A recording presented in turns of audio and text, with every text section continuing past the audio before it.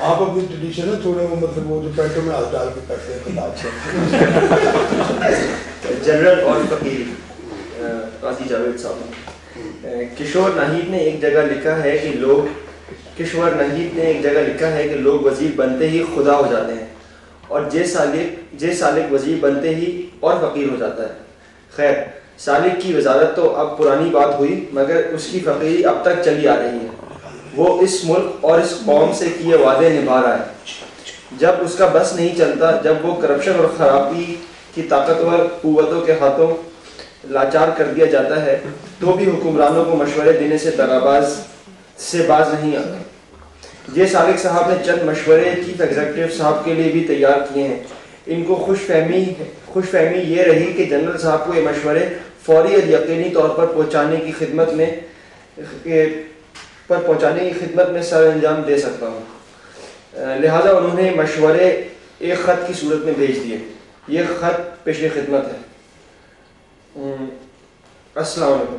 موجودہ حالات پر خاموش تماشائی رہنا میری اپنی شہریت کو مشکوک کرنے کے مترادف ہے اور میرے سابقہ سیاسی سفر کے حوالے سے مجھ پر یہ بھاری ذمہ داری بھی ہے کہ میں حالات پر نظر رکھوں، کیونکہ پاکستان کا واحد شہری ہوں جس نے پاکستان کے چاروں صوبوں اور وفاق سے الگ الگ اول پوزیشن حاصل کر کے پہلا اور آخری رکن اسمبلی منتخب ہونے کا اعزاز حاصل کیا ہے. مجھے یہ بھی اعزاز حاصل ہے کہ میں وزارت کے خاتمے کے بعد سست رفتار اونٹ گاڑیوں کے ذریعے لاہور پہنچا.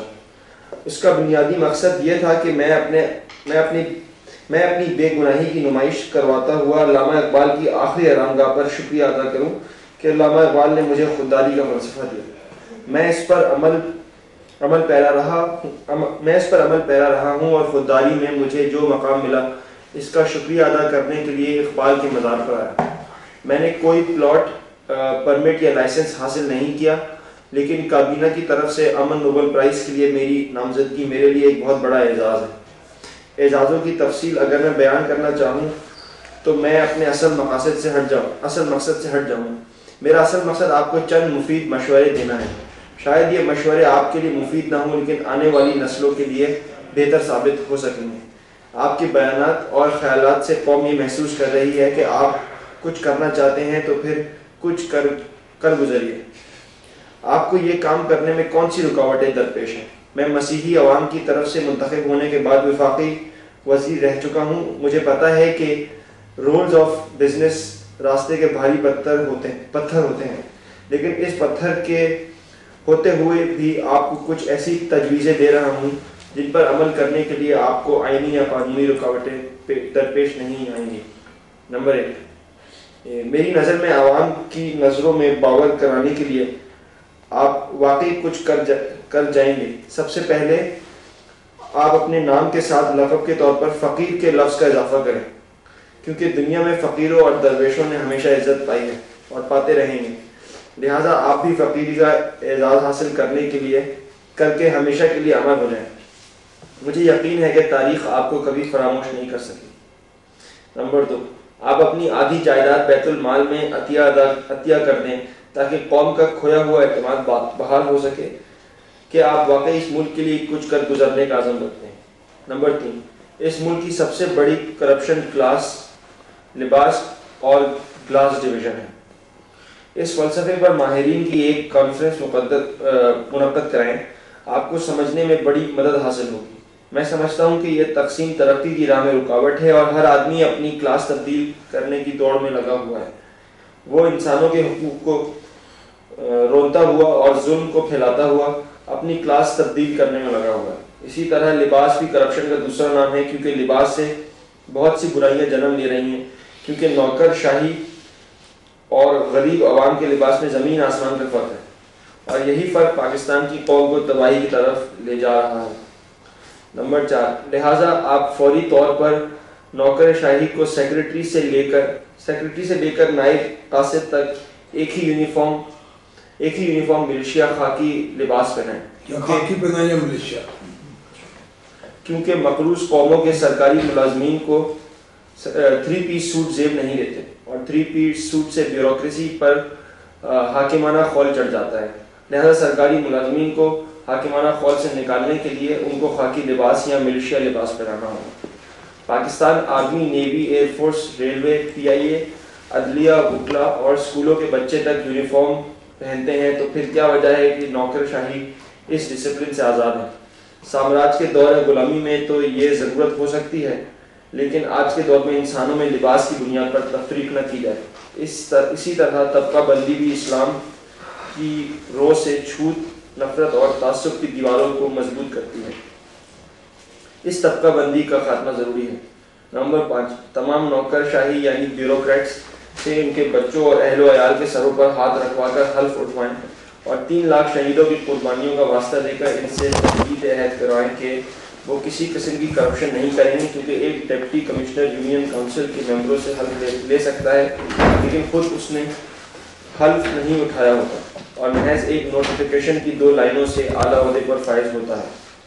نمبر 7، تمام سرکاری ملازمین کا میڈیکل چیک اپ کروائیں کہ وہ اسلامی اور ملکی قانون کی خلاف ورزی تو نہیں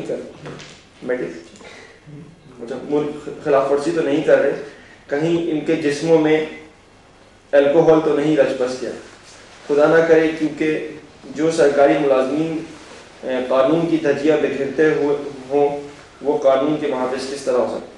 اور نمبر 7، ان تمام فلسفوں کے لیے مجھے پاکستان ٹیلی ویژن پر مذاکرے کا وقت دیا جائے، یہی میری آخری خواہش ہے، کیونکہ میں آنے والی نسلوں میں خودداری اور بیداری کا جذبہ پیدا کرنا چاہتا ہوں۔ جی صاحب،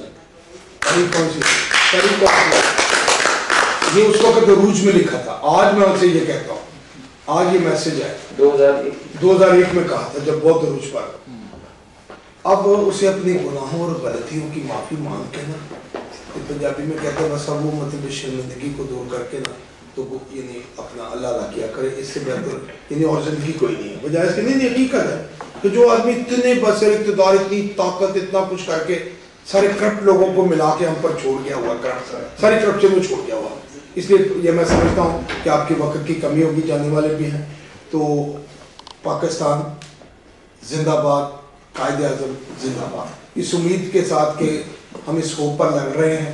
یہ ٹھیک ہے کہ ہم تبدیلی ابھی لانے میں مشکل ہو رہی ہے ہمیں، لیکن خداوند کوئی نہ کوئی وے آؤٹ نکالے گا۔ معجزہ آپ کو پتہ ہر دور میں یعنی حضرت موسیٰ علیہ السلام پیدا ہوئے، ہر دور میں کوئی نہ کوئی خداوند نے وسیلہ پیدا کیا ہے، تو انشاءاللہ ہم بھی کامیابی کے لیے دعا کرتے ہیں، آپ بھی کامیابی کے لیے۔ لیکن آپ آکسفورڈ یونیورسٹی کے جو کم از کم بچے یہاں ہیں، ان میں ایک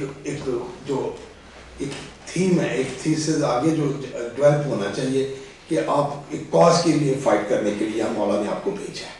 ورنہ ہر کروڑوں 17 کروڑ لوگوں میں 50 بچے، آپ کیوں نہ آکسفورڈ یونیورسٹی کے لیول کی آپ اپنی یونیورسٹی کیوں نہ بنا سکے، جبکہ اپنا ہالینڈ دیکھیں، ابھی ملیشیا جو ہم سے زکوٰۃ لیا کرتا تھا وہ آج ملیشیا دیکھیں کتنا طاقتور ہے۔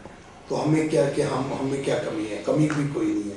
آپ پاکستانی ہر ملک میں پہنچ کر کے ہر لحاظ سے اسٹیبلش ہوا ہوا ہے، بزنس میں، ٹیچنگ میں، پروفیسرز میں، ڈاکٹرز میں، ہر جگہ آپ ہر شعبے میں ٹاپ کر رہے ہیں۔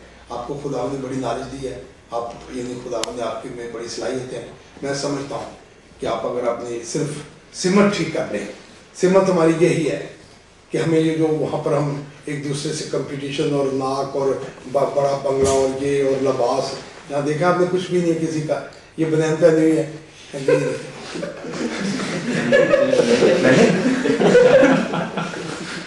بس دیکھیے کہ یہاں لباس کا کوئی کچھ بھی ہے، کچھ سب میں نے اوپر کوٹ پہنا ہوا ہے، حالانکہ مطلب یہ نہیں کوئی یہاں کوئی لباس کسی نے نکر پہنی ہوئی ہے، تو لباس کی وجہ سے انداز تھوڑا فقیرانہ،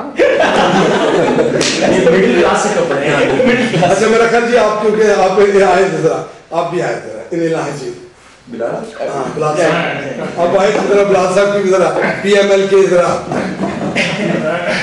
کراچی کے مڈل کلاس PML کے رہ چکے ہو